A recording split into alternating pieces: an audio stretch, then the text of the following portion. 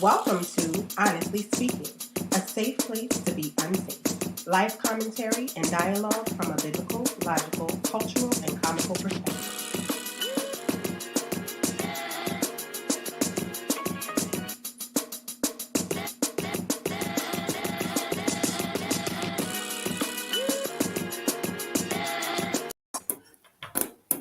Hey, what up, everybody? It's your girl, Honestly Speaking, as per usual.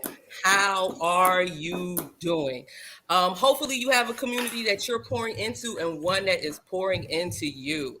I'm your host, Honestly Speaking, with my co-host, Crystal Clear, as per usual. Say what's up, Chris. Hey, people.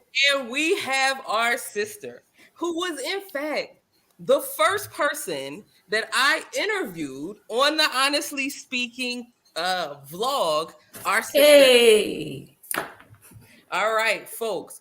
I'm going to do some housekeeping real quick to make sure that you are in the building. Please make sure you're in the building. If you're watching this, put a comment in the chat, like, share, and subscribe. Matter of fact, let me try to remind people right now to like, share, and subscribe. So you see that running across the bottom of the screen. Don't forget to like, share, and subscribe, folks. So if we check our devices right now, sisters, do you see us live in the building? Yes, I see us live. Hey, Yes. hey. Hey. And we see Charissa. Hey, Char. Hey. Hey. Sis. Hey, sis. Matter of fact, I want to do this a little bit different. I want it to be a bit. There you go. I want the comments to be a bit bigger. There we go. All right. Hey, sis. Grace and peace, everyone. Tonight, we're not talking about a big or controversial topic. We're just talking about, what women are. You know what I mean? What does it mean to be a woman? And that's right. We definitely want good, chill vibes. We have our brothers who will be in the moderating in the chat to make sure, being gracious protectors as they are, to make sure all is well. And we may even get a couple brothers who want to tap in. Now, with that having been said, there are a couple of things that I was thinking, maybe we could talk about before we get started. But is it anything anyone wanted to talk about or just say, like, a shout out to anybody before we get started? No shout outs. No shout outs? I want to give a shout out. Okay. We should shout out to all the ladies. Hey. Oh, yes, it's ladies' night. Oh, Yes. I started to put that as the song. what I started to put that as the song for today's show. But I wanted to actually, I'm trying to see if I could pull it up here. I wanted to actually show something on our warm-up discussion. Now, y'all know, yes, tonight we're talking about ladies, but there are a few things that people often, how can I say, they want to conflate or talk about a number of issues that impact women. And, honestly speaking, we don't shy away from certain topics. And so I saw this video. I got to turn my phone down. Give me 1 second. But I saw this video and it made me think, why don't we talk about this today? Just as an opener, and then kind of segue into it. Since we're talking about a bunch of, light topics, why not talk about something else like racism? So give you 1 second as I begin to pull this up, and hopefully it'll pop up soon. It is a video of Trevor Noah talking about what the difference is between racism where he's from, which is South Africa, in case you all didn't know, and racism here in the States. He has a very comical way to talk about very heavy, heady issues, and I kind of respect him for it. I don't necessarily agree with all of his views. Heck, I don't even agree with all my views I had yesterday. So, but I like his approach. And remember, as per usual, fair use. This is for education and discussion purposes. So with that having been said, I'm getting ready to pull it up. And you're going to hear an echo for a little while, and then you won't hear echo. So Give me 1 second, ladies. I'll mute myself.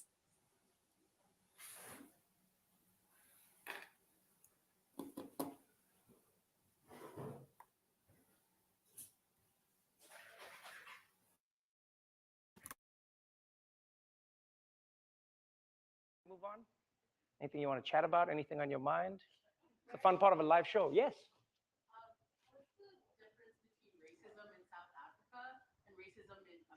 Oh, I love that.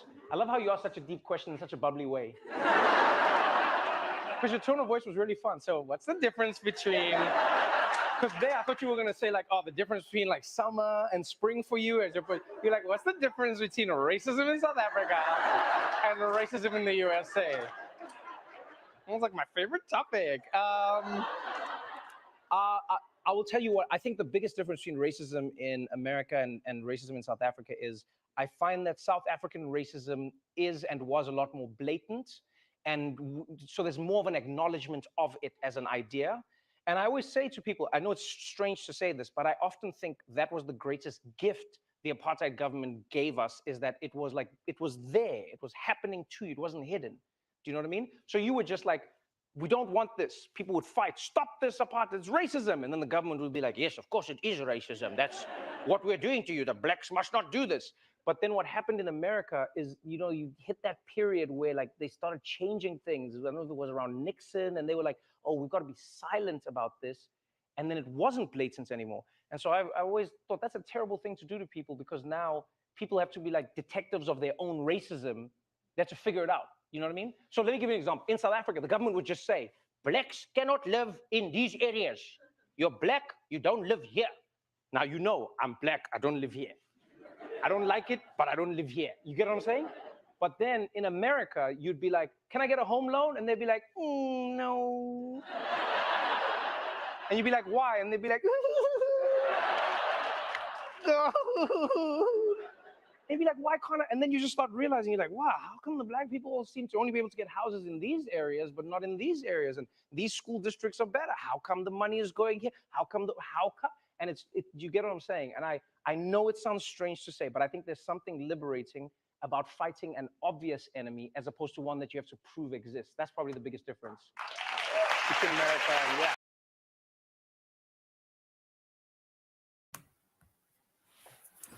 So, what say you ladies? Now, the reason why I thought about this is Nikki is in, can I tell about what you're in school for? Or, all right. So Nikki is in school to be a lawyer, right? And so what are the things that people often talk about recently, especially among the church, is CRT. And so he kind of hinted at the reason why CRT even exists, which is like it's a legal study that tries to basically studies how overt racism became covert and through certain legal structures. So it's more hidden. He even referred to the Southern strategy, which became famous through Richard Nixon, and then later on Lee Atwater with Ronald Reagan. And so him discussing all of this is important, because oftentimes the things that those who of us, especially in the West, those of us who are, I'm going to say, not the dominant group, often have to prove our struggle to people. And since we're talking about women, we're actually going to touch on that as it pertains to women. But this is also true as Black folks. So I know in CRT, Kimberly Crenshaw talks about intersectionality, which is the overlap or the intersection of racism where it meets sexism. I do think a lot of times we do ourselves a disservice by conflating race and sex, but there is an intersection. So I thought it'd be very interesting just to highlight that and then perhaps segue into the topic of women. What do you all think about that? Tell me what you think about that video. Do you agree with it? Do you think it's hogwash? In the comment section. And ladies, feel free to comment. So I absolutely do. So I'm a mama, so my kid just runs in here like, what are you doing? Turn on that light. I absolutely agree. It was super funny, Trevor Noah. One of the things when I listened to it, it made me realize, again, and I wrote it down, American racism becoming more subtle just opened the door even wider for like gaslighting and cognitive dissonance, right? Because it's easy to be like, what are you talking about? Like, it's funny just being in law school and studying or hearing reference of all the legislation that was passed in the 1960s, where somehow people are like, oh, well, it was good after that because, they changed the laws. Because if you change the law, that changes people's hearts. So Right. I just thought it was interesting that, yeah, the way it became more subtle. It was less acceptable for it to be as overt. But I guess apparently we're making a shift back to more overt, behavior. But yeah, I agree with it. I think it just opened the door even wider for that, gaslighting, cognitive dissonance. Why we got to talk about this, all that stuff, especially, it gives the CRT cops ammunition. Right. Right. I agree. I loved his explanation. I actually want to post it after this so a lot more people can hear that video. But I think it was a few years ago. I remember I was doing some prep work for a potential talk that we were going to do. And one of the things that I found in talking to a lot of different, especially young people, um, why do we have to have this conversation, especially young people who are, of course, not of the dominant people group? Why do we have to have this conversation? There is no more racism. Um, I think what happened by making it more covert is almost a it made it taboo to even highlight or discuss.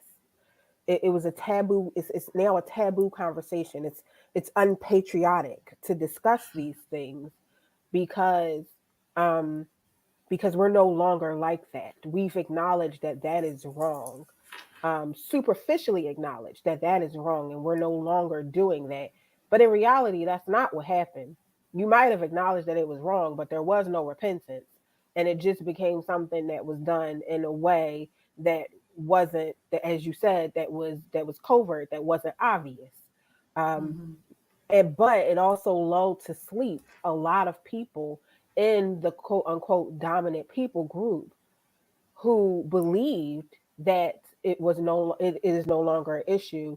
Therefore, we just don't talk about it. It's taboo conversation. Um, when in reality, like he said, at least where he came from, it was what it was. Like not bad. It was definitely bad, but it was what it was. I didn't have Yeah. to defend why I was saying a thing was racism.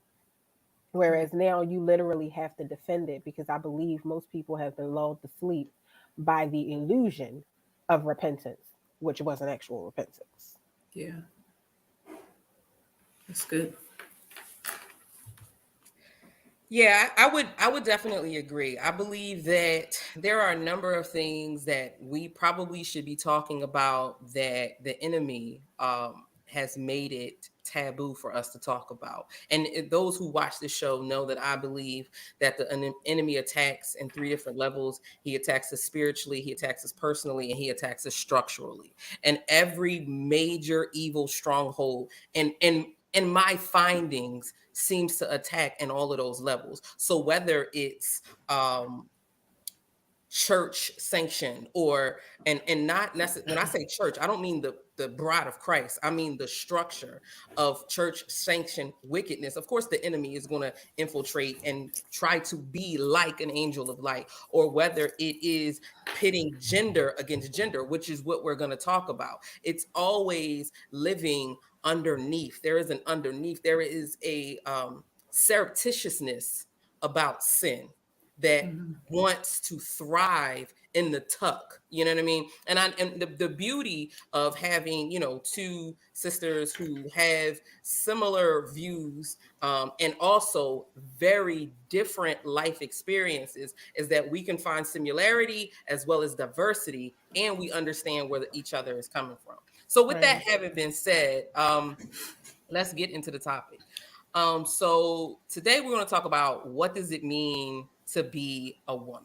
So for anybody that's watching, I see we got a couple of folks here that's watching. Um, just off the top, when you see this topic, I just want to make a note. A couple of people, more than when we talked about men, said that they Absolutely. felt that the survey was cisgender bias, right? And I find that very telling, because one, it is. I'm not gonna lie, it is. But I also think that if it wasn't, it would have been biased the other way. So I think it exposes where our particular preferences are. And I think that anyone who is, I want to say, as open to learning and engaging will be as open as possible to various ways of engaging. Now, it's just a 10 question survey, folks. This is not something that's a Pew Research study or anything like that. You know what I mean? And I had to specifically word the questions in a way that would allow for people to express how it is they felt without being overwhelmed in a short period of time. And for most of the demographic questions, there is a category where you can fill in something that you may not have necessarily felt comfortable with. So I'm not trying to offend anyone, but I do want to open it up to dialogue. So I do recognize that there is some bias, flat out. And spoiler alert, from two clinicians. Nick was also a therapist. Every study has bias. You use other questions to control the bias. That's why we have to have definitions, operational definitions, so that we can control the amount of bias that creeps in. So that way we don't have many confounding variables. So I'm not going to get into what confounding variable is, but just know you were heard. And yeah, you were heard. So before we even started, I just wanted to put that out there. And another point, in addition to the bias, another point was a lot of feedback that we got from people who took the study, both male and female. And we tried to push it to a lot more sisters than brothers. But male and female was the fact that a lot of women haven't really thought about these questions. A number of women were like, I never even thought about that. You had me thinking for a while. So much to the point that it doubled the amount of time that it was projected to complete the survey based off of the length of question. It really made people think. So I like that. And that's what we want to do here on Honestly Speaking. So does anyone want to add anything to that before I share the survey results, and we could just dive in and perhaps discuss a couple of videos? I'm good. All Yeah, right. I think it speaks volumes that we had so much feedback on this survey versus the male survey. I also think that you highlighting, you know, that most women don't think about these subjects or topics, whereas when it came to the conversation about men, there were a number of answers, and I think that some that confirms that we have a society that's what's the, that favors men. Mm, okay. What do you mean? Speak more to that, because you just set off a bomb. Soon as Brother Roger came up in here, brother, she started talking about how society favors men. What's going on? Peace and blessings, Brother Roger, who is also a clinician and a therapist. So yeah. Right. So what do you mean by that? I think even how we discussed the covertness of racism, I think the covertness of sexism built into the very framework of our society in this nation is um, is not talked about enough. The way in which we structure most things, I was just having this conversation today. The way in which the American church, I've only ever been in the church in America. I've only ever fellowshipped in America, so I can only speak for my experiences as an American in church in the United States. A lot of our structures are created um, with the underlying tone of misogyny that we don't really address, that we don't really acknowledge. Mm, Um, the way in which we don't question why we do certain things certain ways, the way in mm-hmm, which we've given certain titles, certain definitions, and certain responsibilities to certain people, almost to the point where I had a conversation this week where I was I was told once again that oftentimes you come off as if, basically they were telling me I come off as if I'm being prideful. And it hit me, wow, that's interesting, because you admit that in my statements I'm willing to be wrong.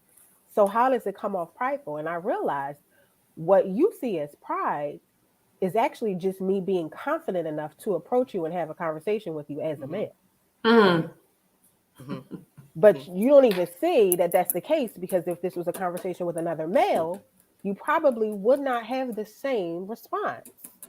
I hear you tapping your fingers, Nick. What do you want to speak? You want to speak to that?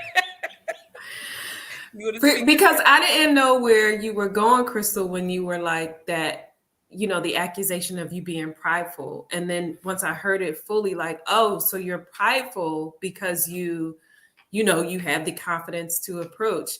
Right. Prideful actually, to me, sounds like a better word than things I've heard. Like, you know what I mean? You the B. You the right. B. Like, how dare you? Right. Or you trying to, so what I've heard, especially in a church context, is that is unsubmissive. Obviously, with the implication being that you are supposed to come under all men in all settings all the time. Right. But that's that covert misogyny that I'm talking about. See, right. We created a whole structure on what we think God was calling us to do when he structured the original family, the way he structured the original family. So and I just want to say, all right, so for this, I'm going to do my best to rein my tongue in. I never forget someone said, God gave you a tongue, teeth, because your tongue needs a cage. I'm going to try to just say, well, maybe, look at it from a different perspective. And I wanted to be clear. What we are not doing is equating masculinity and with misogyny. What we are not doing is equating patriarchy with misogyny, and especially godly patriarchy with even worldly patriarchy and misogyny. Those are very different things, and the devil quite literally lives in the detail. But here's the thing. Those previous things, i.e., misogyny, worldly patriarchy, can have and often does have an influence on brothers and sisters in the church in ways that they don't even realize themselves. So what ends up happening is they end up taking on the world's view of what a man or a woman is, and then making it seem like that the Bible supports that, or thinking that just because the Bible described the thing, that God prescribed that thing. And that's not the case at all. So I just wanted to put that out there. I don't want to bash my brothers. And I don't want anyone to think that Crystal, Nikki, or myself are bashing our brothers. Not at all. We are actually just saying our experiences, and based off of empirical data, some of which we're actually going to show, and some of which we're going to refute. So with that having been said, thanks, brother Raj. With that having been said, let's dig into these results really quick. Ladies, please tell me when you want me to stop, as I won't be able to see you once I'm going on this page. So this is the survey. It's 10 questions, folks. We're going to probably just quickly go through a few of them and talk about the dynamics of some of them. So this is what does it mean to be a woman? I just put this out probably like 2 days ago. I wanted to get 50. I got 49. Man, that's really messing with me right now. I'm not even gonna lie. It's messing with me.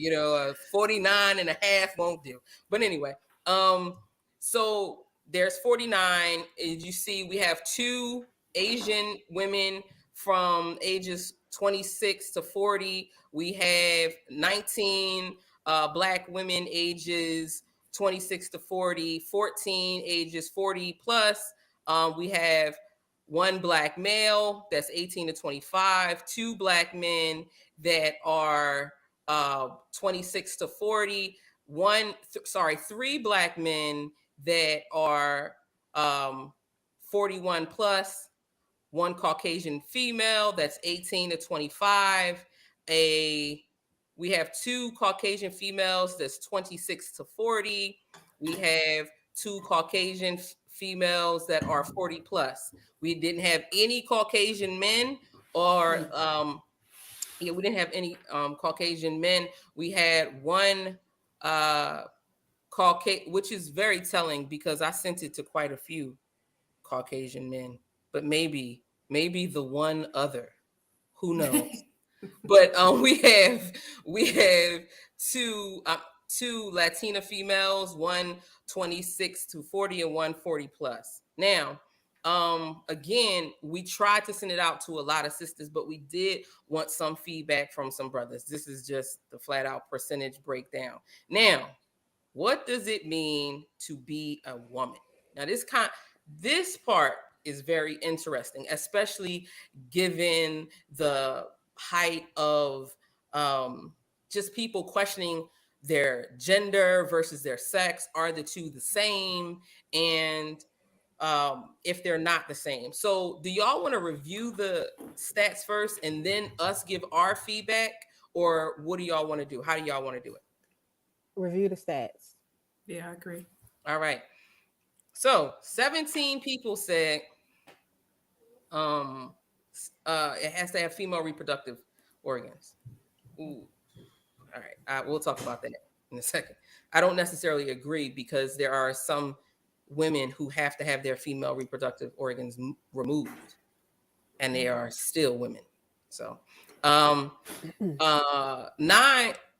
individuals said having XX chromosome, and that is the difference between sex and gender.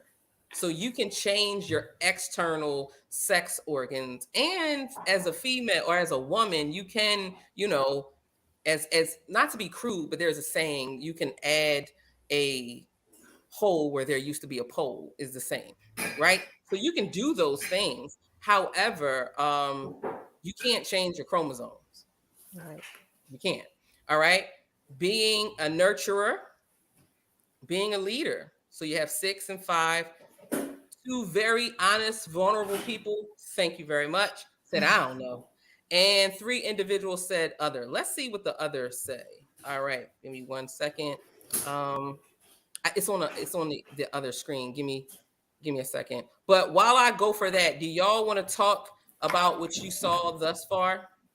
I think it's I think you said something very, very key about the feminine organs, because the reality is, like, although I don't, necessarily want to go on this tangent, considering the intersex and how that, that dynamic would affect them.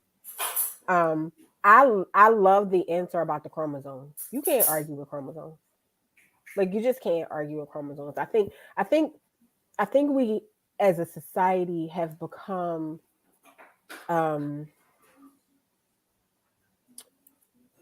unwilling to acknowledge facts. Everybody wants to talk about their truth, but we've become unwilling to discuss and acknowledge facts. And I'm not saying, I'm not saying whether or not your truth is unimportant. Everyone, how you receive information and how you understand that information is important. But I don't think that in order to grow as a people, we need to deny facts. So. Right. Yeah, I agree. I like the XX, the chromosome option. I thought about the biological thing, but I also didn't give it a lot of deep thought when I saw the responses, the highest level responses, like, oh, female, organs. But then what Leigh said about, like, what if you have one of those organs removed? I forgot about that. But the reality is that the chromosome, it's, in looking at those responses, I thought about people who may be biologically born female but no longer identify in that way. But the reality is the XX chromosome. I thought about it really from a biological basis first. You know what I mean? And you can't change that. Right. Like there are, Nick, I may mute you because I understand somebody's putting away dishes and their chores got to get done. So, um, but I think that it's important even for historical purposes. I know we don't want to offend people's feelings, right? We don't want to do that. However, when archaeologists dig up bones from people, they have to test the width of their hips. They have to literally test their blood to see if they had XX or XY chromosomes. And it's important for us as women to know, okay, this person was a woman. The oldest remains of a person that we have in humanity is a woman. And so now, based off of personal experiences that may be truly felt deep inside, we are going to abandon what science has said for years and then literally discount like millennia of research and actual truth.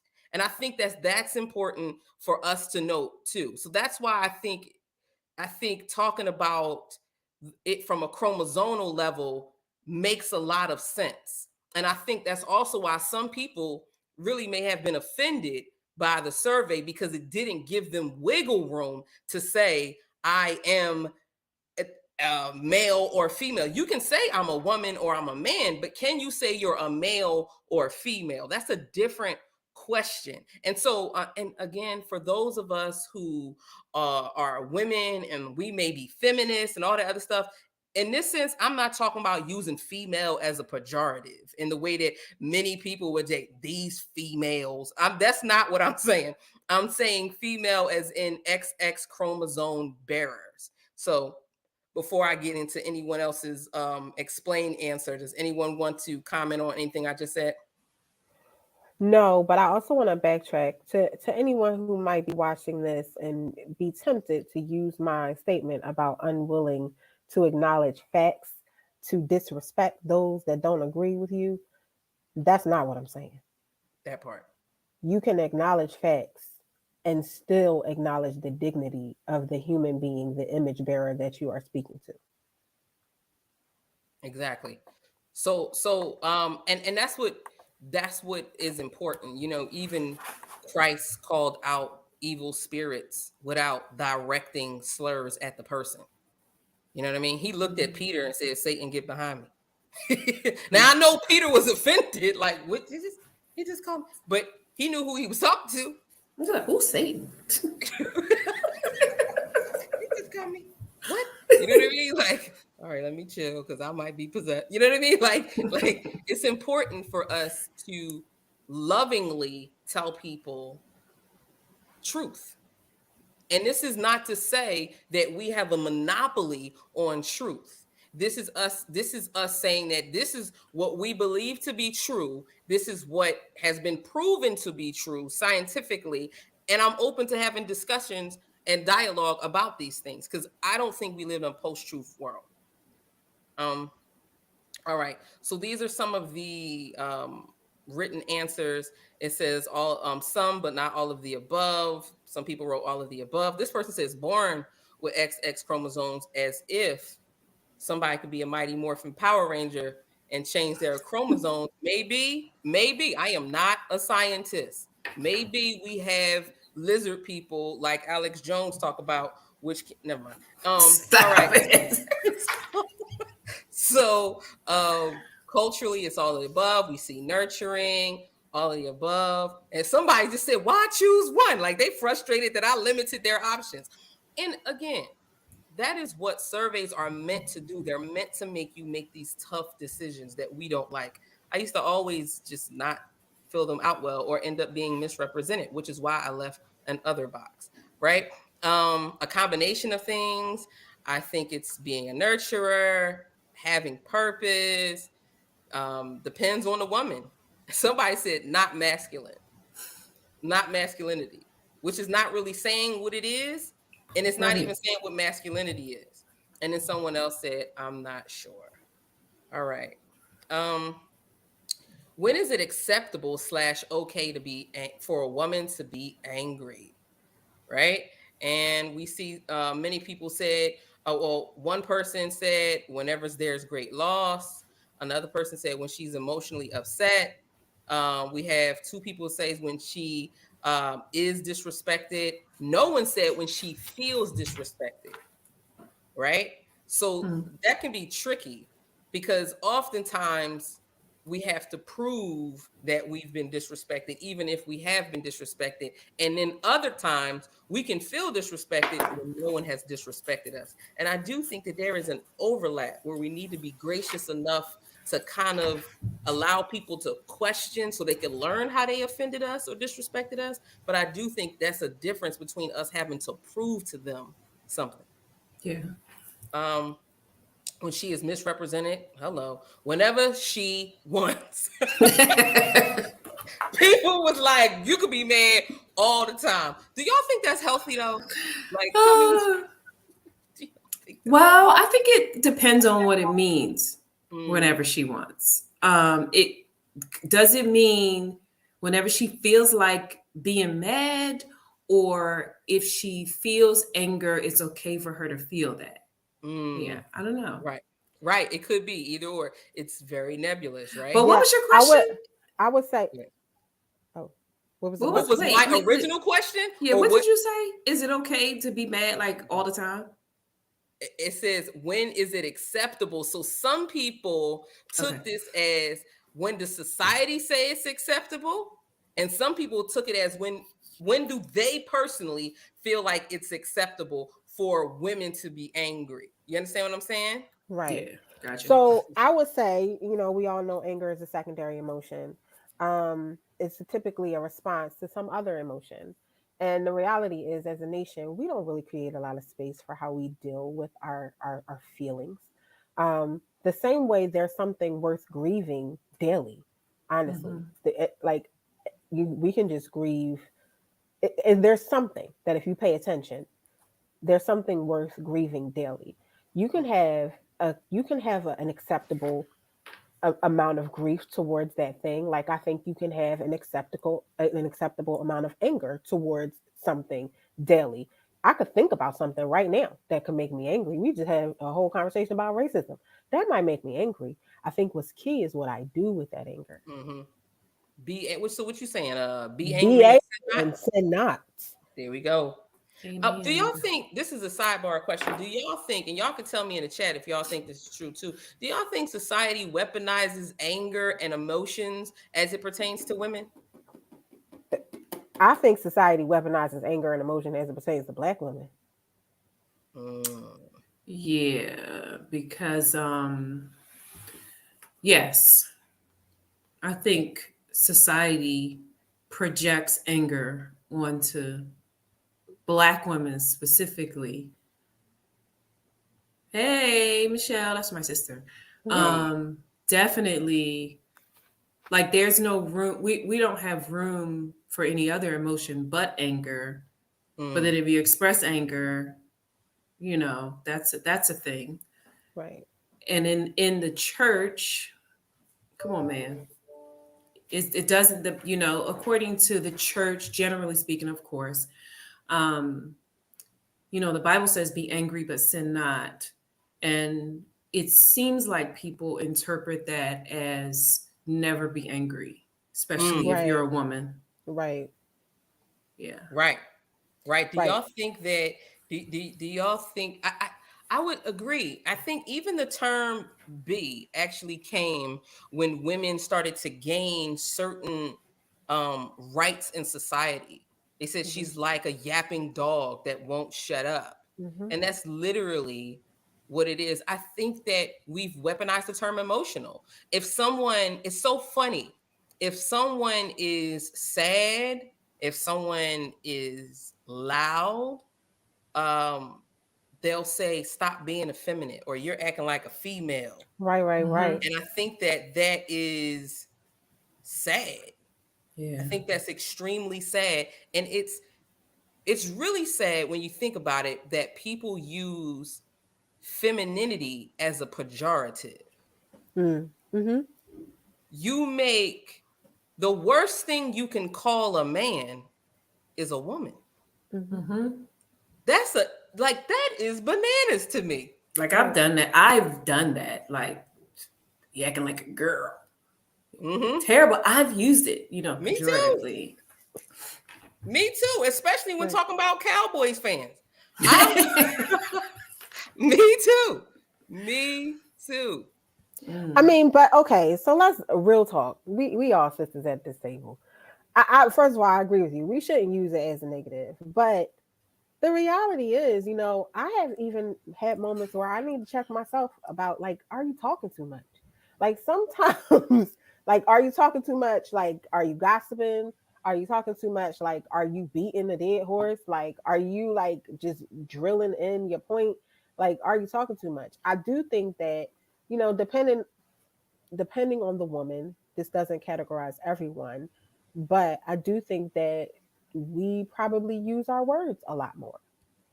So I don't agree with the term. What is wrong with him? I don't agree. I don't agree with the terminology, yapping like a girl.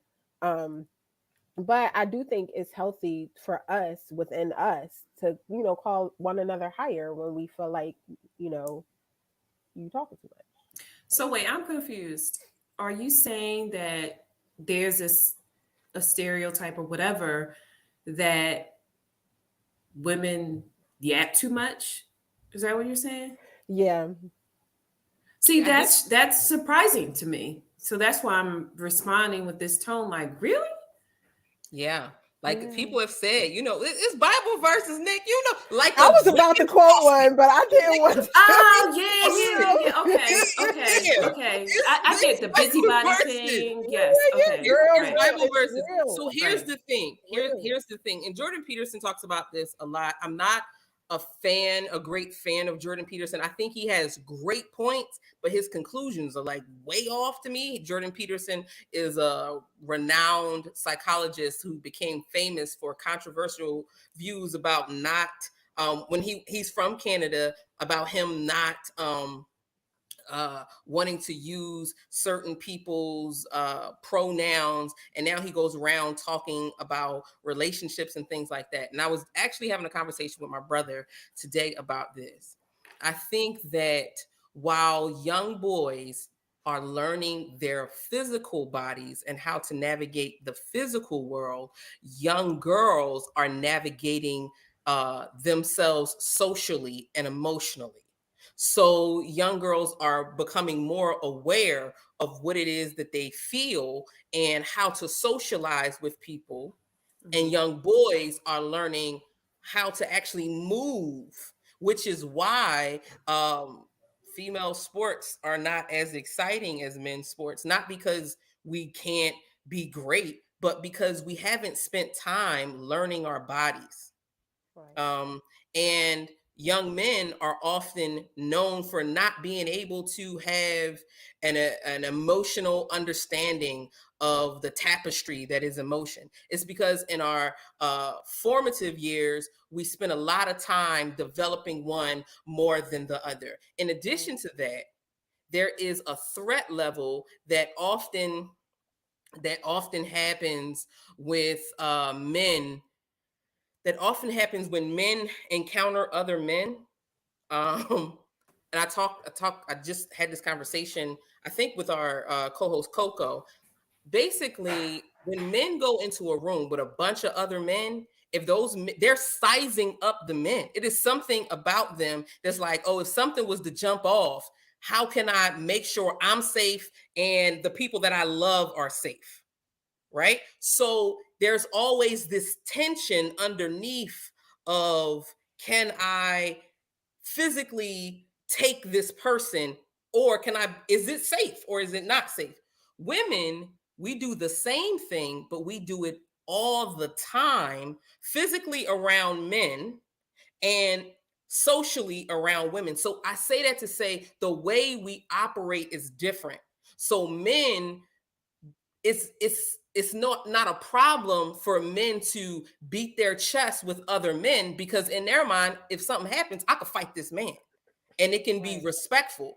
But if a woman speaks to me in the same way that a man would speak to me, I can't punch him in the face. I can't punch her in the face because that's not fair.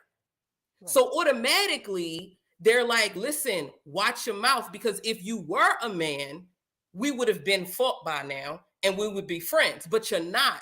And if I hit you, then I'm wrong. You understand what I'm saying? And I'm not saying whether that's right or wrong. I'm just saying from discussions with men, that's what I began to understand. They're like, nah, we can fight and it'll be all good, or we cannot fight. Whereas with women, they're like, I can't treat you like I would a man.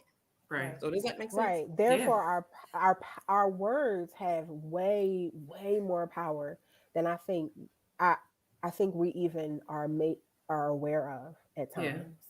Like the way we say things, how we say things. Like I've been acknowledging that recently.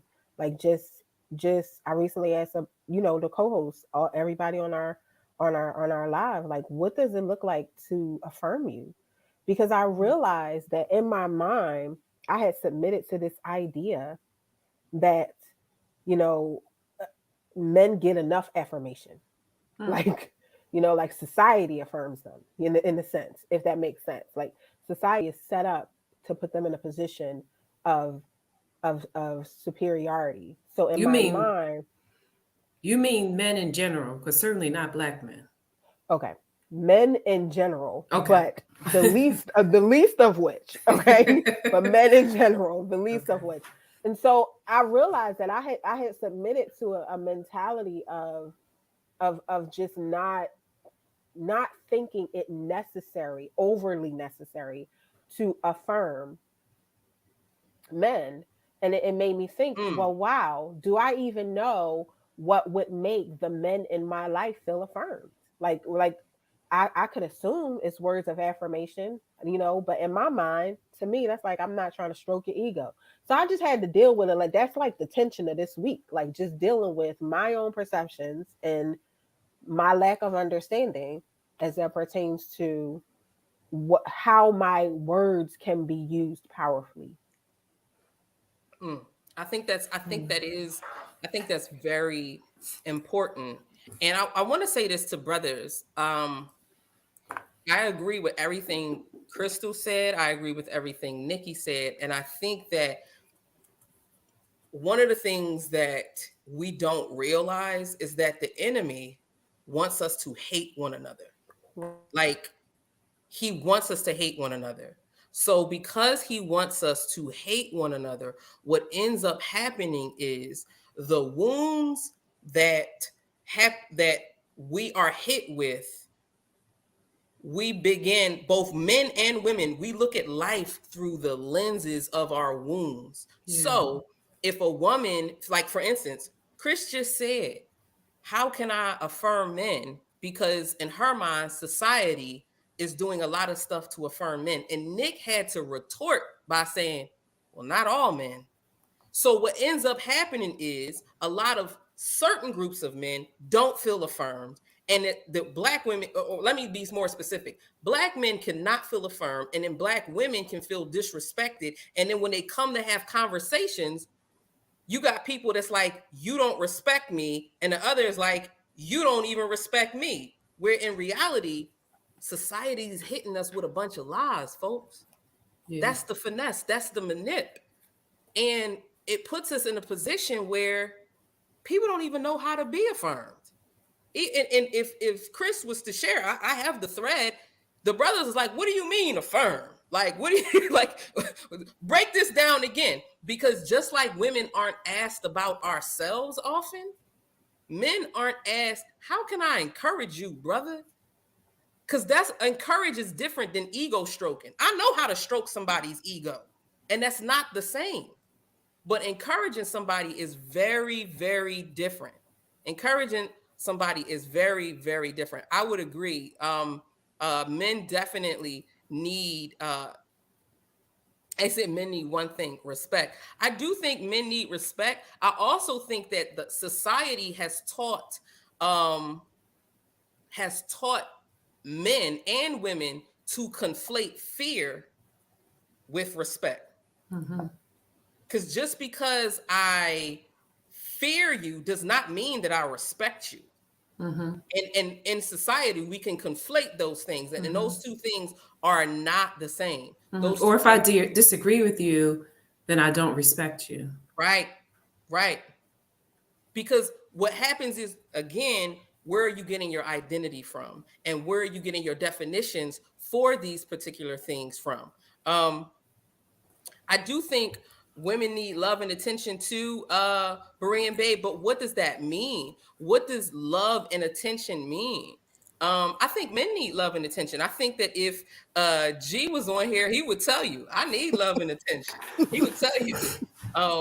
So I think it all depends overall. I do think men and women need love, attention, and respect. However, the amounts may be different. It doesn't mean that we shouldn't. And yeah, so y'all want to look, even G, he said it all day. He knows he needs love and attention all day. And please know, G is a manly man, a whole ninja. He is a whole ninja. a whole ninja. He is a manly man, and he will tell you, but he's in tune with who it is that he is. And another thing I wanted to say is one of the things that I wanted to say too is, don't weaponize emotional as if that means that it doesn't have logic attached to it. Because part of the reason why women could be upset is actually because they have thought about the thing that is upsetting them. Yep. So if someone is being emotional, and I want to say too, that's a very westernized view of emotions. If you study Eastern culture, which the Bible is from, if you study even African culture, men are very emotional in those cultures, Right. extremely emotional, and it's known as a good thing. It's not bad. It's not bad at all. However, to be, and I think this is what Berean Babes is talking about, to be emotionally led is wrong. Say it. And that includes your sadness, your jealousy as women, and it also includes your anger or your pride as men. Right. So to be emotionally led, period, is wrong. All right. Right. Do y'all want me to go on, and y'all want to get back? No, we can go ahead. We can go ahead. All right. So I'm going to get back to talking about what some of these statements are. Someone said it's fine to be angry in situations the same way for men as for women. It's okay to feel anger, though there is righteous anger and unrighteous anger. So both men and women should strive to have righteous anger and not unrighteous anger. That's basically what I just said.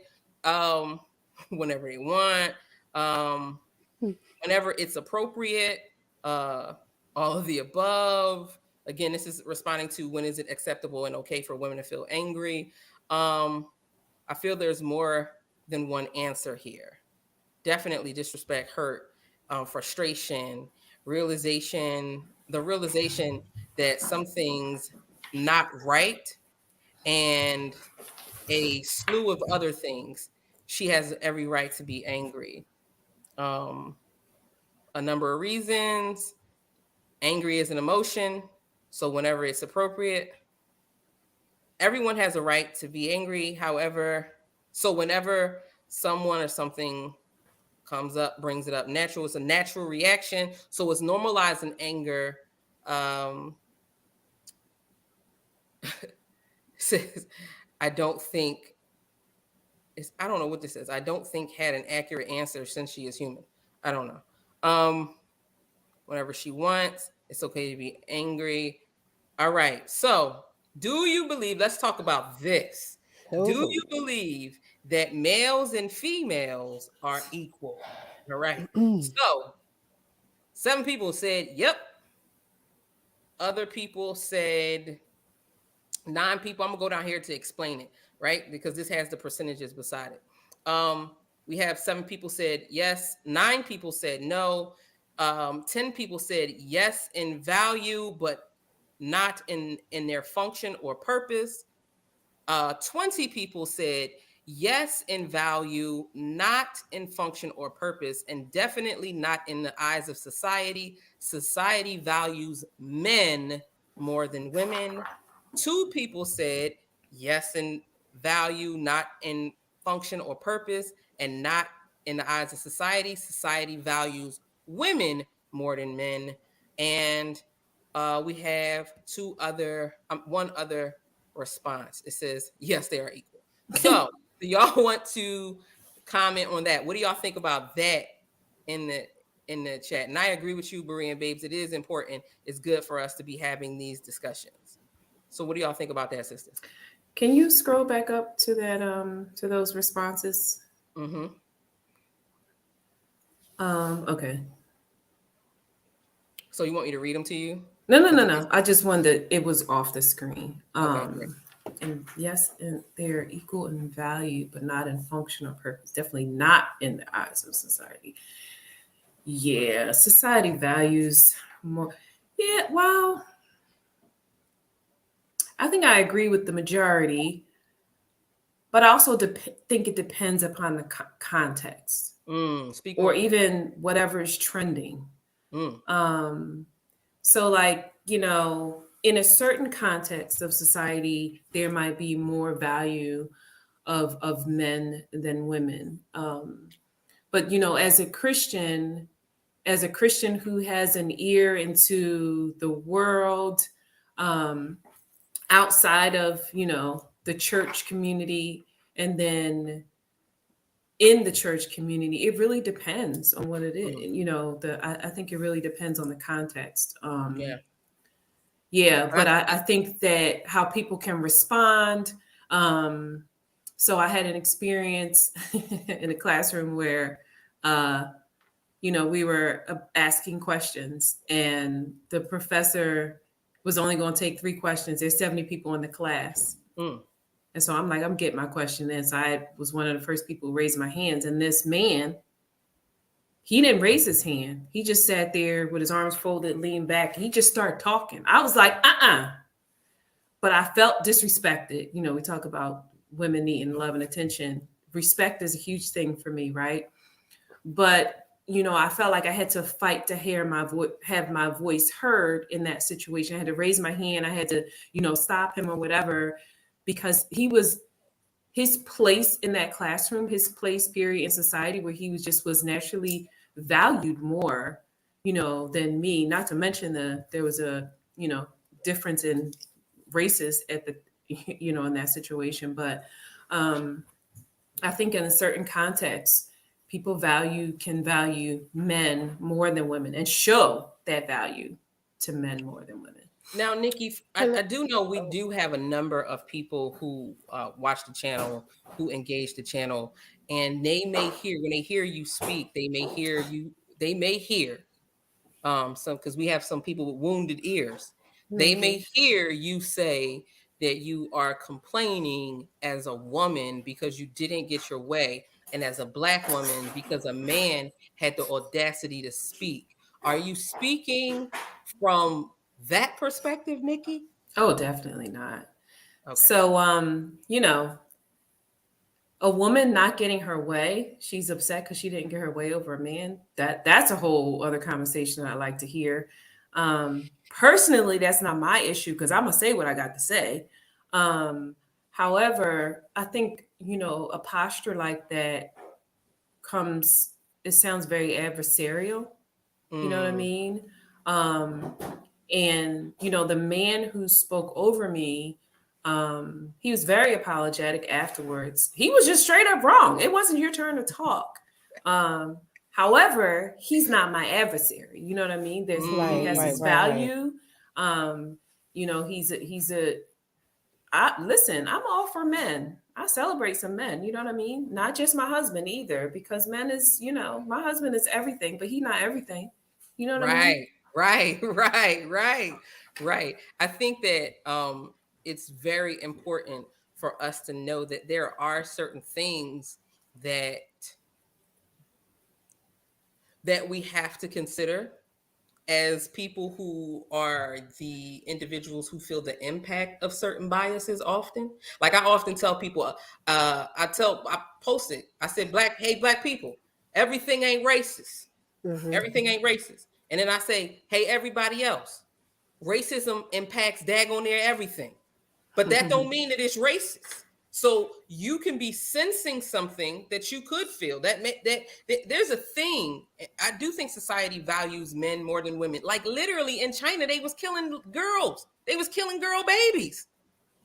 With people, it's blessings about the first son that comes through the womb. So society automatically values men more. Now, there are certain pockets of society and certain pools that don't. And I think what ends up happening is we end up having arguments that we're not even talking about the same groups of Right. people often. And so we end up missing each other. You want to read that, Chris? Can you read that?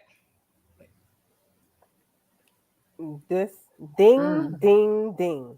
100%, 100% context in tragedy or emergency. We say women and children first to safety. In all other situations, society seems to value men, which is shown by things being skewed to benefit men. Right. And it's so much to the point where I remember, if you are used to being the dominant, when things become equal, you can feel like you're being oppressed. You can feel like, what is this? This isn't, well, I used to always get this level of treatment, but that doesn't mean you were always supposed to get that level of treatment, or that moving forward, that's what you're going to get. And I think that in society, we have individuals who are upset because power structures are changing that are correct. And then you have people that are losing their mind and are trying to topple what God intended from the beginning. So you have all of those different moving pieces. And I think that we can actually walk and chew gum. We can have those conversations on multiple levels. All right. Can I answer this? So I think, so when I think about men and women being equal, it's when we think about things from a biblical, what is it, cultural, comical perspective. Biblically, I believe that we are to be valued as image bearers. Period. However, I also believe we were created in such a way that is unique, that makes us different, therefore not equal. We're physically structured different, therefore we're not equal. Like we're not equal physically. That's just the reality. And it's something that should be celebrated. However, we've made, as a culture, it's become idolatrous in a sense. Therefore, culturally and in society, we're not valued equally, which is what should be priority.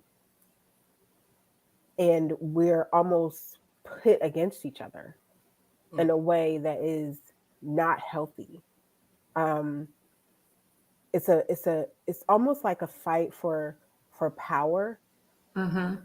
But God has individually given power we have the power to, within us, to create and give life. Men don't have that.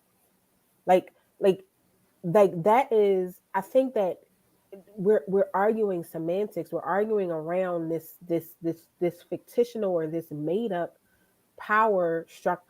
made up power structure. We're arguing to be dominant in this made up power structure, and it prevents us from celebrating our individuality, the things about us that are not equal, that should be celebrated. Like, but what about Eve though? Like all that stuff you saying. I'm gonna play the advocate right now, right? So what about Eve though? You what said about Eve? it's you sound like Oprah when she was like, "What about Jesus?" Remember that? What about Eve? But what about? I agree with you that it's about power. What would you say that the issue is a result of how people believe that women want the power from men, because the moment you said God gave us the ability to create and bring forth life, what went through my head was a few people's voice say, you can't create life by yourself. You need a man for that. Now, sidebar, that's not what she meant. And if you think Not at that's what all. she meant, if you think that's what she meant, you need to check your heart, because you sound like a bitter bird, and it's probably from you. And this is what I mean. We argue against what we receive people saying because of the wounds that we have. Right. So somebody could mishear you and go off on a tangent and think that you're Right. trying to slight men. You're trying to figure out a way to you down with the new age, new 18th wave of new age feminism, and you trying to get rid of men, and you conflate misogyny with the patriarchy. Ooh. No. No, I'm in actuality saying that our uniqueness can be celebrated. And it's not being effectively celebrated because we're fighting for this fictitious power that was created by culture. I can't get into it, but the point is, yes, man was created first. Yes, woman was created, but we both were created. We all humans are created in the image of God, and That part. we have individual uniqueness that should be valued and celebrated and not pit against each other. And when we start doing that, you start getting into who's greater and who's less than. And that's honestly, to me, where the confusion about whether or not we're equal comes from, because the illusion that men are greater and women are less than makes us want to fight to quote unquote be equal. Listen, I think if we believe the nonsense, because we get into this back and forth, we're pitted, this adversarial stance against one another Right. because we believed the lie that, oh, I gotta fight, to be on top of whatever. Listen, if you know who you are, if you know Right. why you was created, if you know your value, you ain't Right. got to fight. Like, you're not my enemy because I know who I am. Right. I ain't gotta try to be a man because I love being a woman. Hey. And I can celebrate you Right. as a Right. man. Right. So wait, so M asked the question. She said, what is the I don't see color version for females? Ooh, that's a good question. That's a good question. Wow. Let me think about that. I think that for me, and this is just off the top of the head, I know I'm probably going to have a second response, is when people in a misogynistic way, um, minimize or remove chivalry in the name of equality. So Listen. what I mean by that is you have guys who say, I ain't got to hold the door for you. You a woman. You can get the door for yourself. Remember, you all equal. You don't need a man. Or on a physical end, hey, listen, she talk trash like a woman. She could dress she talk trash like a man. She might dress like a man. So I'm a beat her like she's a man. Yeah, to me, that's it. Or the converse of that, the opposite of that, as a woman, oh, well, I'm equal to a man, so I don't need you to hold the door for me. I don't need you to do this for me. I don't need you to do that for me. That is foolish. Don't do that. Yo, I wish I had one of those buttons where That's beep, beep, beep, beep, beep, beep. I want to push a button that's that what wasn't I there. mean. That's what I mean when I say we don't even get to celebrate the things about being men and women and the culture we could the culture that comes with that, because we pitting it up against each other. It's nothing like when a man steps to the side and opens the door for me, or when it's a situation going on in an environment, and the men come together to figure out how we going to protect the women and the children. There's something to that I think is embedded in the very framework of how we were designed.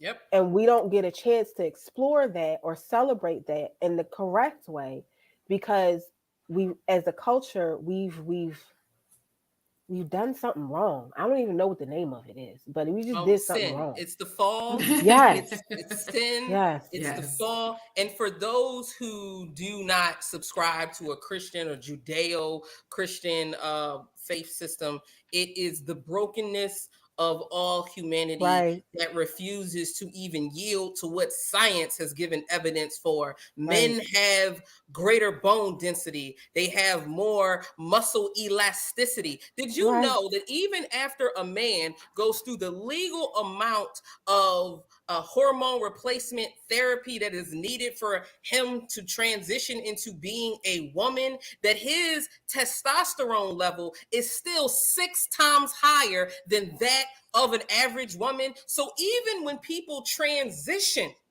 they are still stronger. Hence why the UPenn swimmer was out there breaking records and beating people by 38 seconds. Where when they were a man, they didn't even place. They weren't even in the top 100 swimmers in the nation. So I think these things are important because it's funny that in the name of equality, we are killing femininity. Like that is ridiculous to me. That's a whole separate conversation. But it's a real one. Yeah. Yeah. Oh, and here go another one. G said, women saying, I don't need a man to assist in parenting. Listen, I don't know where okay. I sent something. It was in the 80s, and I do let me be gracious, because I saw a clip and I know that it was being weaponized. One, it was being weaponized against the Black community because it was a group of Black women who were teen moms, and they were just like, don't you want to get married to your child's father, or don't you want a man? And the girl was like, no, I ain't have a dad, so I don't need a dad, and I made it. I think that's wounded thought. Yeah. I think that's wounded speech. It's the same, it comes from the same place where people say, you know what? I had my heart broke. I ain't gonna never love nobody again. Right. I have brothers, and my brothers have real conversations with me. And one of the conversations that my brothers were having with me is how they wanted to go through whole phases. Not all of them, but they wanted to go through whole phases, which they don't even call them whole phases. They just like, listen, I ain't getting my heart broke. I ain't gonna never love another girl. I'm gonna be a player or a pimp and all this other stuff. They wanted to go through these phases in order to avoid that pain. It is the same ridiculousness that's it. It's ridiculous. And it comes from a hurt, wounded place. So I'm not going to kick somebody who's so hurt that they're willing to ruin their family versus see it healed, because honestly, hope takes audacity. And what they're saying, that's the sad part. They're saying that they don't have hope in the restoration of the family. Right. That's literally what they're saying. And that is sad to me. Yeah. Right. All right. So as we move on, because Berean Bay said women have big mouths, and we've been talking for a while. And I don't mind having, a big mouth, but I want to return to this survey. And so now we're going to move on, because we were talking about the Black family, which is a nice transition to this question.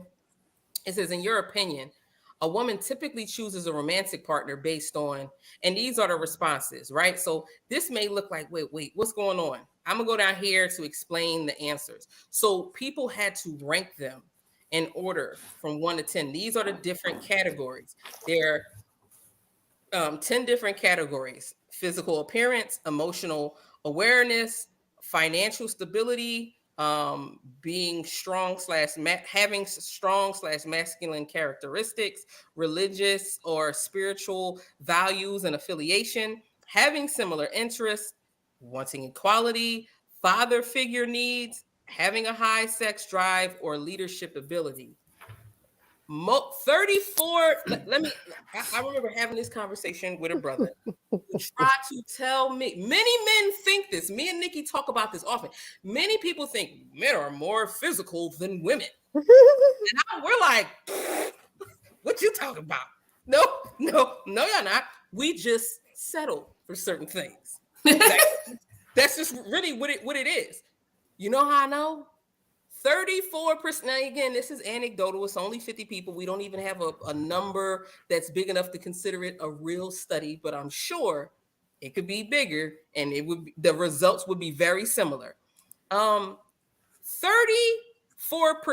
of the people, no other category has this number in it, in its ranking, said that physical appearance was the number one factor in choosing a romantic partner. Physical appearance. What do y'all think about that? So physical appearance can be a number of things. What I will say is I like to think we don't settle. We just don't prioritize the superficial. Look at you. Look at you. You better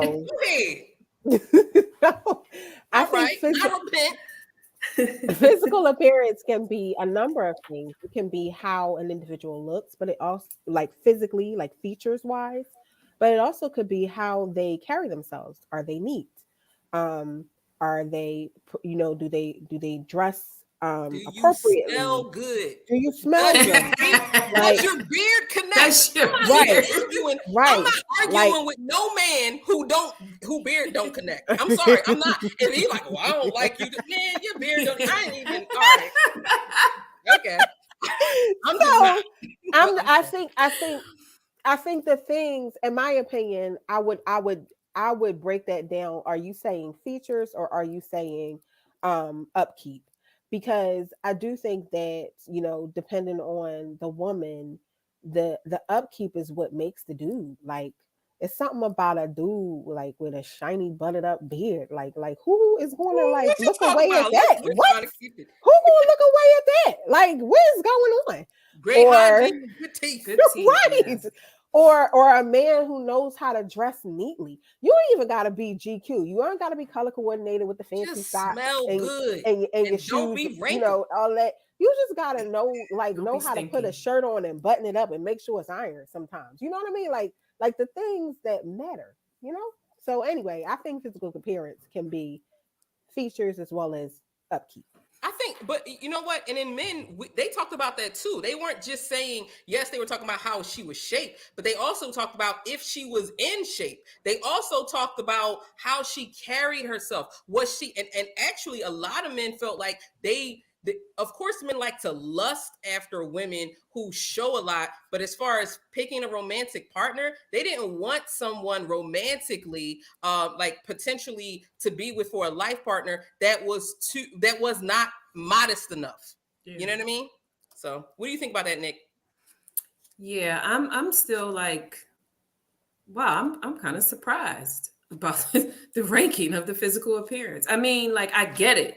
Trust me, I listen, but wow, I'm surprised. But then I thought about, at first blush, people probably gonna be like, oh, how does the person look? But thinking about the things that Crystal said, I'm like, yeah, that matters, because you can't, you couldn't be funky, right? Yeah. Yuck mouth, you know what I mean? Right. You can't be stinky. You gotta be on point with that. But I'm surprised that it literally got number one. Oh. Yeah. I would expect it to be up higher, but yeah. No, it's number one. Now, but I'm sad about the father figure needs. Mm-hmm. Yeah. I'm sad about that. Yeah. Why are you sad about that? Yeah, because it's true, right? That's the reality, right? But that is even like this stuff, the whole family dynamic and all that different stuff, and kind of what it points to as far as our choice in romantic partners. Mm-hmm. I think most people chose financial stability as their number two. And then most people chose emotional awareness as number three. So I think if we have fellas who are watching, and I often talk to fellas, and I think what we need to have are honest conversations. A lot of times when I talk to fellas and they're talking to women, I'm like, who are these women that you are like? Who? What?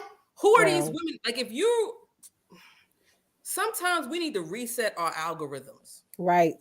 Because they are exposing us. Right. There is a projected self, and then there is an actual self. Sometimes our algorithms expose the thottery that is in our. It exposed.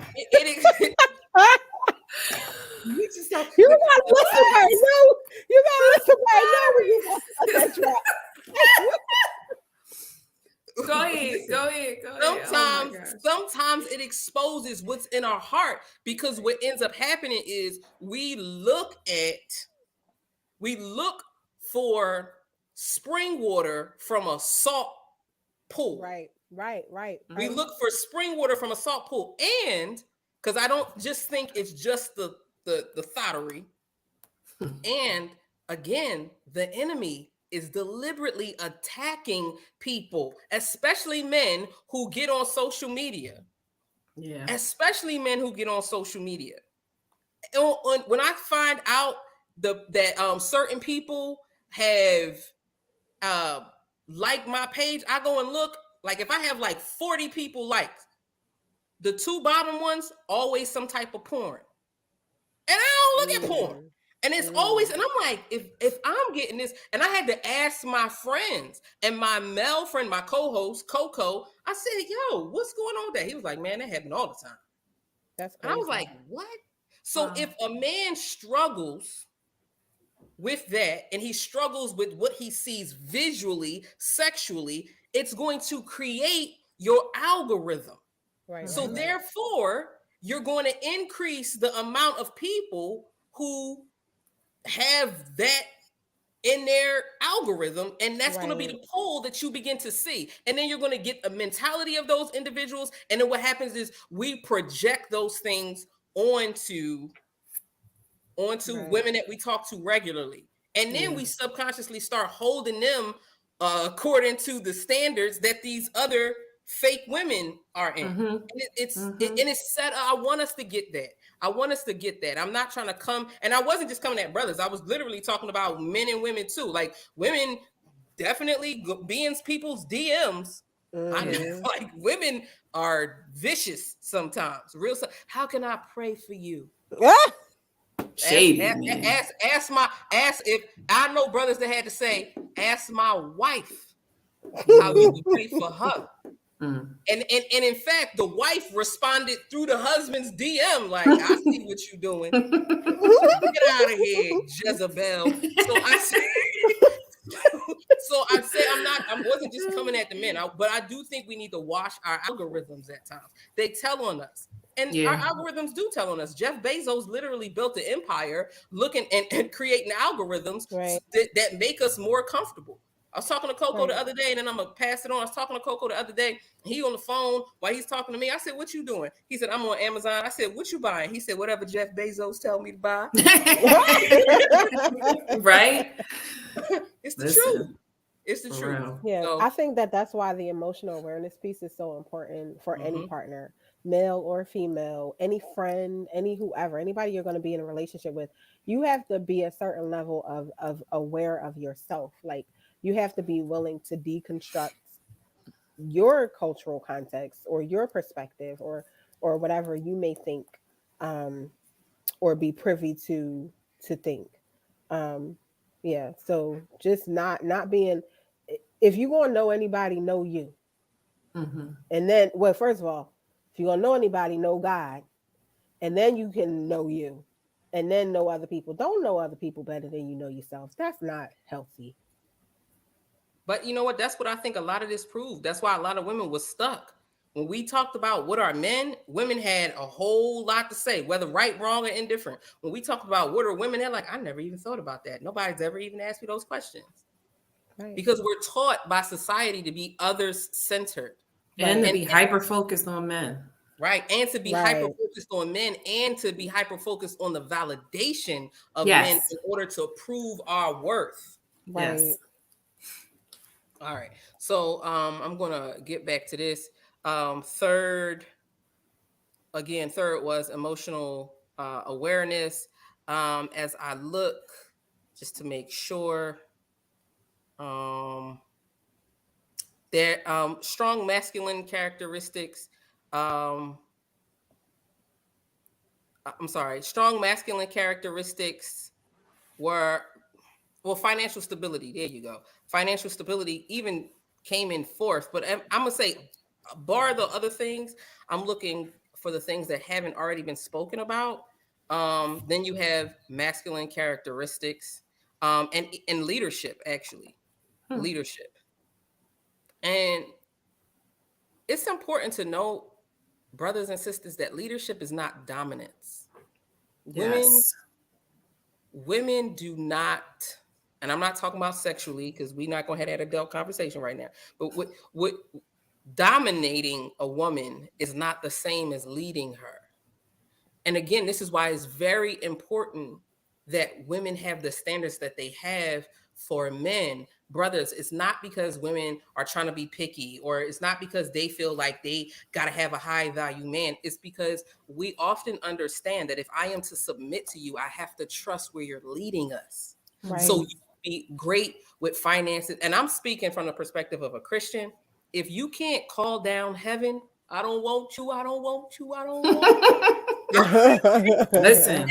And I'm not talking about call down heaven. You ain't got to be speaking in tongues, running laps. But I'm talking about if you can't pray sincerely, it's what is the point? So women have to trust your vision. For some women, that's not important to them. So for them, it's they have to trust that your leadership includes them, and it considers them.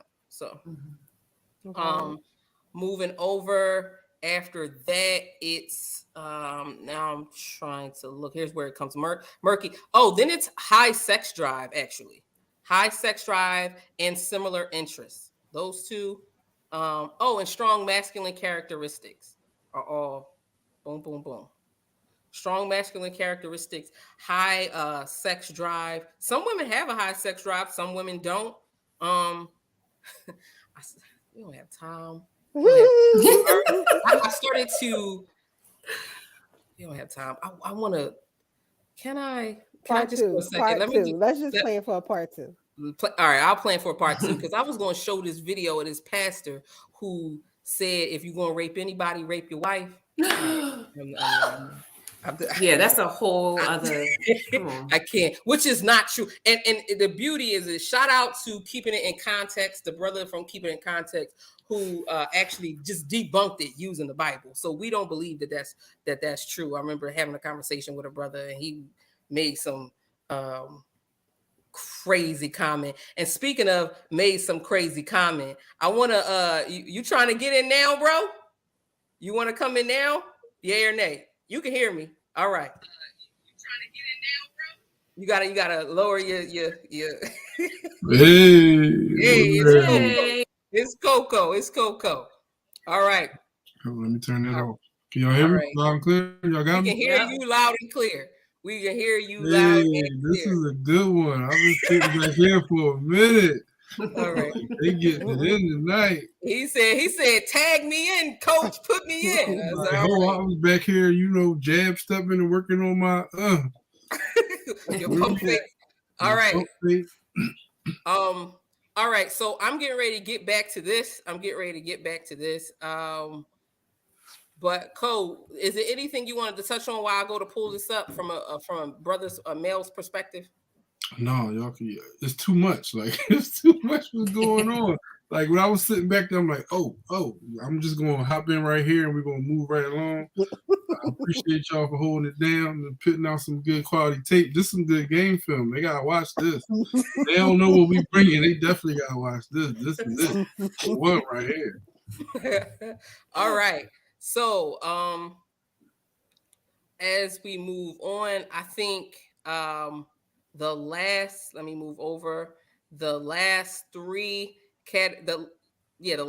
or 4 categories. Some people put similar interests, equality. Despite what people say, you have a lot of people who felt like it. Like some people guess, people want to be equal. Some people like, nah, I don't want to be equal. And some people understand that different doesn't mean deficient. Right. I think that's important for us to note. Mm-hmm. Then there is Then, all right. Can I superficially speak to that one real fast? Mm-hmm. All right. So superficially, all right, you guys. People would say that I can tend to be a little bit what's the term that you guys use for me sometimes? Um. Lovely. Oh, look at you. Bless your heart. But an example of that, like I'm gonna be honest, an example of equity in a relationship for me is I ain't putting no trash out. Like bottom line, like we just got to have it clear. Like when Like it's that's time not for the trash, understood. like when it's time for the trash to go out, I'm not about to take that trash out, and I'm definitely I'm not Oh, about to drag no kids to the curb. Who? What? I've never done that in the I was past confused because when you started 16 years. off saying, "What do we say that you are?" Like I was completely flabbergasted. Oh, just how like how I can be prissy or whatever, no, But Crystal. She means I understand what you're saying. Traditional gender roles in yeah, relationship. Crystal is very traditional in her gender roles for many things. And I think you can have that. I think that's okay. Yeah, I think that's okay. I grew up as the eldest. I grew up having to take out the trash. And then when my brothers got big enough, we rotated chores. It wasn't for me, it wasn't about masculine or feminine. However, let me be clear. When me and my brothers took over my mother's mortgage and it was all of us in the house, and I began to come to the door and I had to ask my brothers to help me, let me tell you this. We had to seek third party counsel who had to inform my brother, you never watch a woman struggle and not help her. And my brother had to hear it. And this is the thing, my brother needed to hear it from a man, not a right, peer, right. but a elder man that he looked up to. If he heard it from his peers, he'd have been like, man, get out of here. Y'all don't ever help girls and da da da. So he would have just dismissed it. But when this older man that he looked up to said, nah, you don't do that, brother, it hit different with my brother. So Right. I would say I agree with that to an extent. I agree. Yep. All right. In ninth place, we have father figure needs. We also have spiritual affiliation, and well, a lot of people said leadership ability, but the top places for father figure needs was at ninth and at sixth, and the top places for religious and spiritual affiliation was actually 10% said number one, and then 14% said number nine, and it was kind of spread evenly throughout, which is interesting. And then 30% actually placed it last, which is very interesting. All right. And then in 10th place, again, we have religious and spiritual affiliation. And father figure needs, high sex drive. Now, this is what's funny. A lot of people, what do y'all think about those last characteristics or last statistics, not characteristics that I stated? What do y'all think about that? I'm Well, curious about high sex drive. yeah, me Like what too. I need to hear more about that. I mean, that sounds weird. Um you know what I mean? So wait, oh, let's dive into this part. Like I'm curious about like It not being a priority. That's what no you're no no curious no about? nah. I No, ain't I'm saying saying that. is the statistic saying that it's not a priority or it is a priority? I'm trying to. That's what she's saying. She's saying that she's curious about how it could be in certain places, like why it falls where it falls, right? Yeah. Right, And right. about people's motivations for why they chose that. Like I just want to hear it fleshed out, but obviously Well, not. Mm. I This mean, is when I'm thinking about a mate, right? Somebody I'm choosing to become one with. I'm thinking about I want you to have a healthy sex drive, but I don't want you to be like thirsty. Like, I don't want you to be extra. Like, I don't want to be like, I how don't want to can have to, I don't want to have to push you off of me or like question? explain why. Pause, Coco. Question. Explain why Yeah, you let her gotta finish, fall back. Coach. Let her finish. But this is a For question. Like I need to all right, that part. go ahead. Go ahead. What, yeah, just wait a minute. Explain to me how can one be thirsty for their wife? Listen, no, Okay. wait. No, we're talking about a mate. Oh like yeah, you can before. be. Wait, listen. You can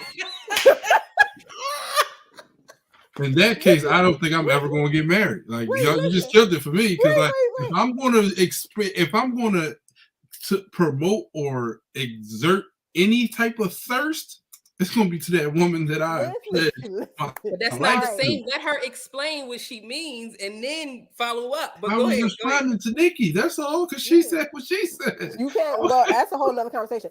I think that when I'm thinking about choosing a mate, I'm thinking we haven't yet been married. I do think that your desire as we are once we become one is important. Do I think it's a priority before we become one?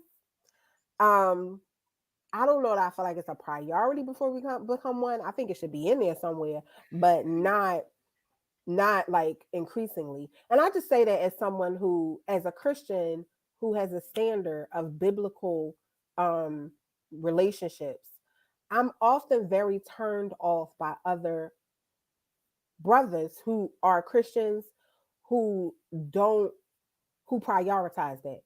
Like so that's a turn off. And it's actually a little discouraging as a sister to have to explain why you have a standard of purity or why you have a standard of whatever.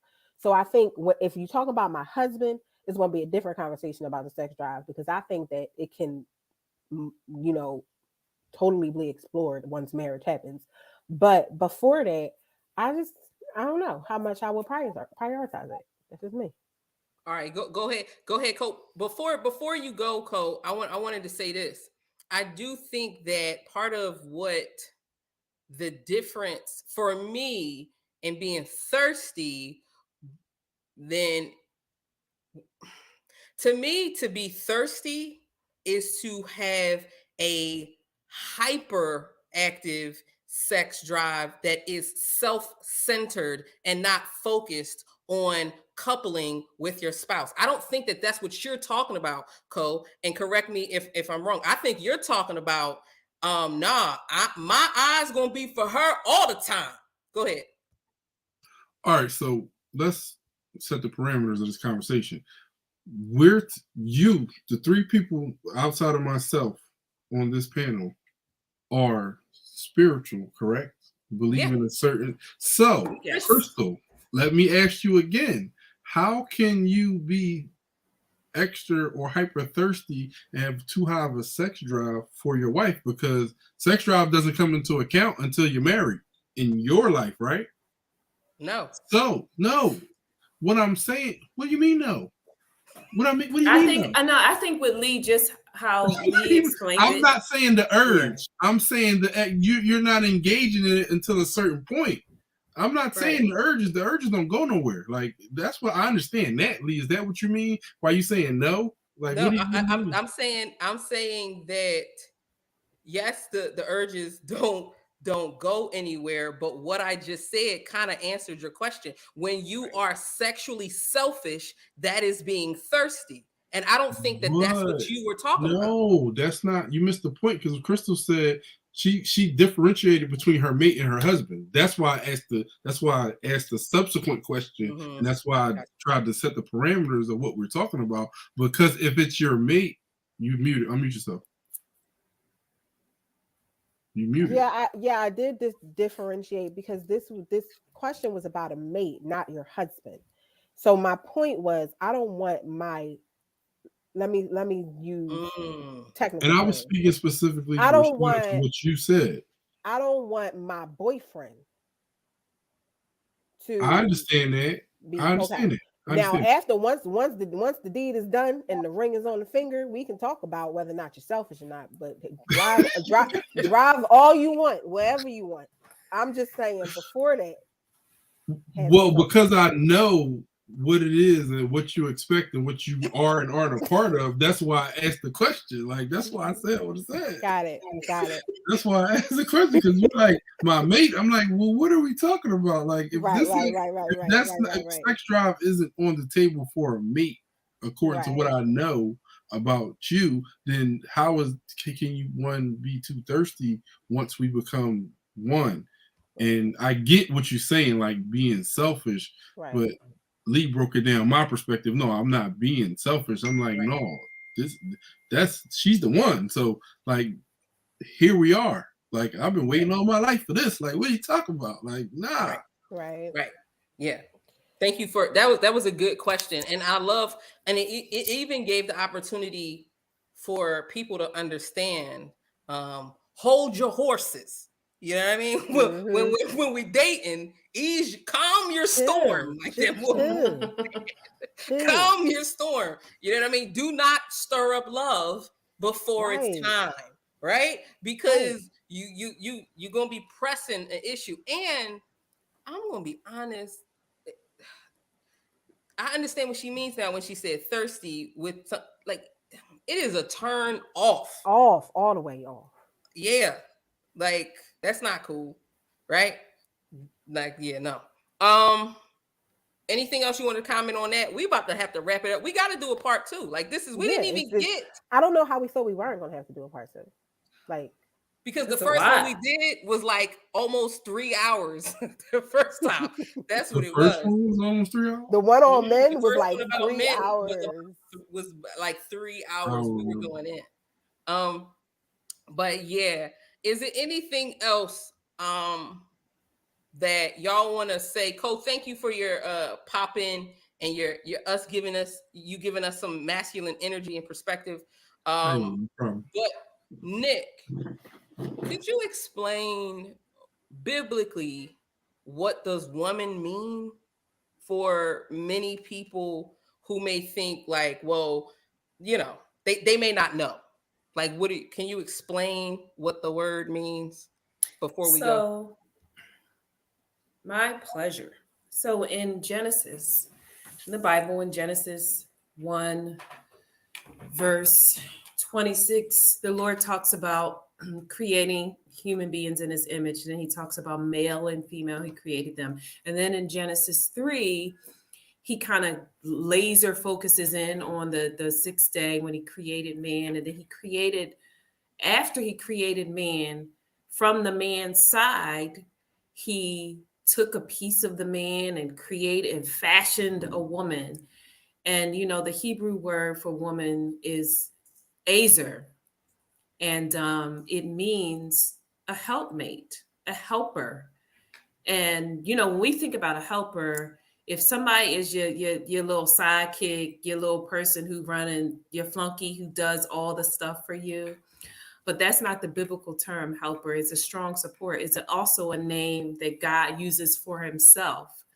And so, like, women created in God's image, we're reflecting God's glory, you know, as women, as a strong support, a counterpart, a co-responder, somebody equal in value and in status as men. That's what we're here for. And it's not just for wives. It's not just for people who are married to men, but it is for women who work alongside men. We work alongside men in the marketplace, in the church, wherever. We reflect God's glory, just like men reflect God's glory, and they can do that well. And we reflect God's glory as well as an azer kenegdo. That's right. The Hebrew term for women. Right. So, and then on the flip side, women, I don't want for us to think that because we are created also in God's image, that somehow means that now we get to trash men. Like, it's like, because of our wounds, we don't have to react and then wound our brothers. Right. Like, that's part of the eternal Genesis 3 setup too. And it's important to note, God did not take Eve from Adam's foot or his head. She's not beneath or above him. She's his side, my side by side. And in another, many other verses, when Ezer Kenegdo is used, it's talking about a warrior. It's talking about somebody that you need help. When it says, yo, I need some help, it's I'm about to die. It's a war happening, and I need you to have my back. It's not, hey, babe, can you make this sandwich? Right. Listen, we gotta do part 2. Come on. Yeah, you know it. I already knew it, girl. It's we in a foxhole together. Yes. Right. It's me and you. We going back to back. I'm passing you clips, and we bang, bang, bang, bang. You understand what I'm saying? Lord of the Rings, man. It's Lord of the Rings. She said Lord of the Rings. The Fellowship of the Ring. Okay, yeah. That's right. So, but yeah, it was great. We gotta do a part 2. We gotta do a part 2. Just like we say always, love God, love your neighbor, and take care of yourself, y'all. Peace.